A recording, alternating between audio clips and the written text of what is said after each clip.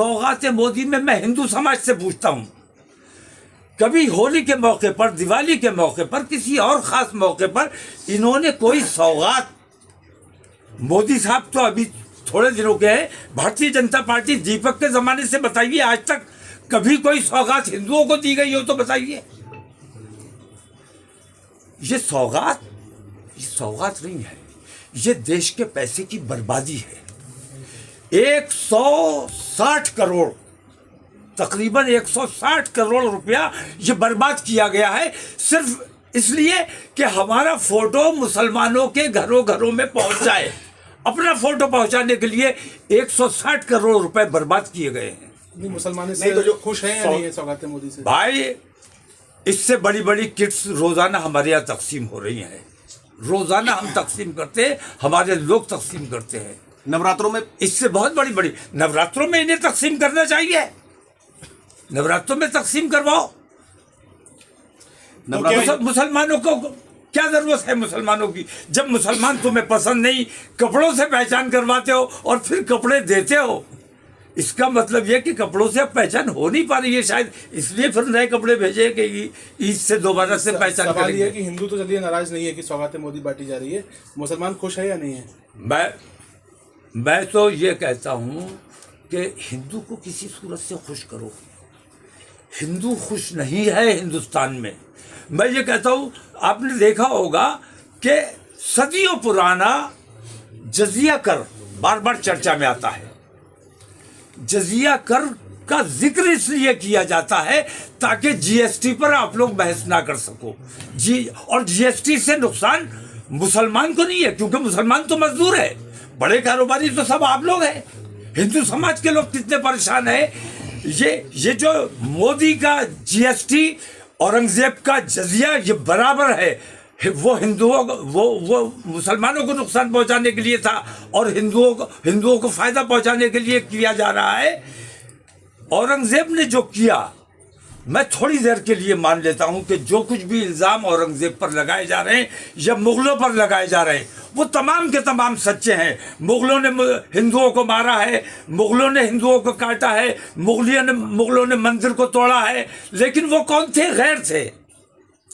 तुम तो अपने हो, हमारे देश के हो, अपने देश के लोगों को मार रहे हो, काट रहे हो, मस्जिदों को तोड़ रहे हो, मजार को तोड़ रहे हो। अगर उन्होंने गलत किया था तो क्या तुम गलत नहीं कर रहे हो?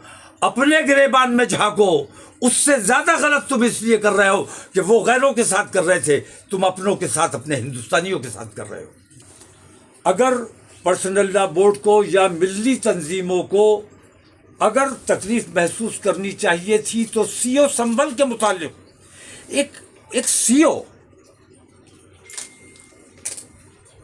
इतना बड़ा पूरे हिंदुस्तान का माहौल बिगाड़ने का काम, संभल के जरिए पूरे हिंदुस्तान का माहौल बिगाड़ने का काम कर रहा है, पूरे मुल्क का सांप्रदायिकता फैलाने का काम कर रहा है और उस पर कोई एक्शन नहीं लिया जा रहा है। ये सबसे बड़ी और भयानक बात है, खतरनाक बात है। तो मैं ये कहता हूँ, तमाम मुस्लिम एमपी से मैं ये शिकायत करता हूँ कि उन्हें वहाँ जाना चाहिए था। काहे कि एमपी हो, किस लिए एमपी बने हो? एमपी अपने नाम के साथ एमपी लिखने के लिए बने हो? तुम्हें संभल जाना चाहिए था। संभल में तब तक बैठते जाके जब तक वहाँ के पूरा प्रशासन ना बदल दिया जाता। सीओ को वहाँ से फौरन हटाया जाए, वहाँ के प्रशासन को बदला जाए, उच्च स्तरीय वहाँ की जांच, और जांच तब हो सकेगी जब वो जो अधिकारी वहाँ बैठे हुए हैं, जिनकी मौजूदगी में, जिन्होंने साजिश रच के संभल में इतना बड़ा कांड किया है, जब तक वो अधिकारी वहाँ रहेंगे कोई जांच नहीं हो सकती। मैंने ये तय किया है, मेरा इरादा था कि रमज़ान शरीफ में मैं बिल्कुल मीडिया से मैंने दूरी बनाई हुई थी और किसी किस्म का बयान जारी नहीं किया था, लेकिन ये कि चूँकि ईद से पहले ये पैगाम देना ज़रूरी है। और मैं ये समझता हूँ कि हर वो मुसलमान जिसके दिल में गज़ा के लिए तकलीफ़ होगी या हिंदुस्तान में जो जुल्म सितम हो रहा है, हुकूमत ने बाकायदा मुसलमानों के ख़िलाफ़ ऐलान जंग किया हुआ है। और मैं बहुत इन हिंदूवादी संगठनों का मैं बहुत शुक्रिया अदा करता हूँ। औरंगज़ेब का जिक्र करके जो हमारे बच्चे हमारी तारीख भूल चुके थे, हमारे बच्चे हमारी तारीख को नहीं समझ पा रहे थे, उन लोगों को भी ये पता चल गया। उन्होंने भी खगाना कि असल में औरंगजेब क्या है, उन्होंने भी समझा औरंगजेब को। और वो आम हिंदू जो इन तमाम चीज़ों को नहीं समझता था और नहीं समझना चाहता था, उसने भी आज ये समझ लिया कि बाबर असल में हिंदुस्तान आया नहीं था, उसको बुलाया गया था। और बाबर ने हिंदुस्तान पर कभी हमला नहीं किया। बाबर ने इब्राहिम लोदी पर हमला किया था, राणा सांगा के कहने पर। और राणा सांगा ने चूंकि उनके साथ धोखा किया, उन्होंने कहा था आप उधर से दिल्ली पर दबाव बनाओ, हम इधर से आगरा की साइड से दबाव बनाते हैं।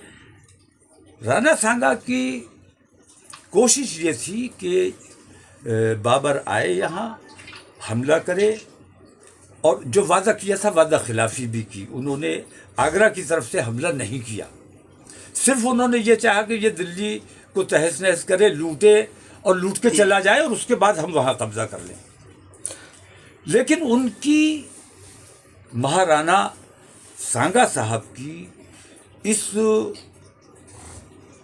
वादा खिलाफी से नाराज होकर, वरना बाबर आया था, राणा सांगा के हवाले दिल्ली करके वापस चला जाता, लेकिन राणा सांगा ने जो उनके साथ धोखा किया उस वजह से वो यहाँ रुका और फिर राणा सांगा पर हमला किया। तो वो हिंदुओं के खिलाफ नहीं आया था, हिंदुस्तान के खिलाफ नहीं आया था,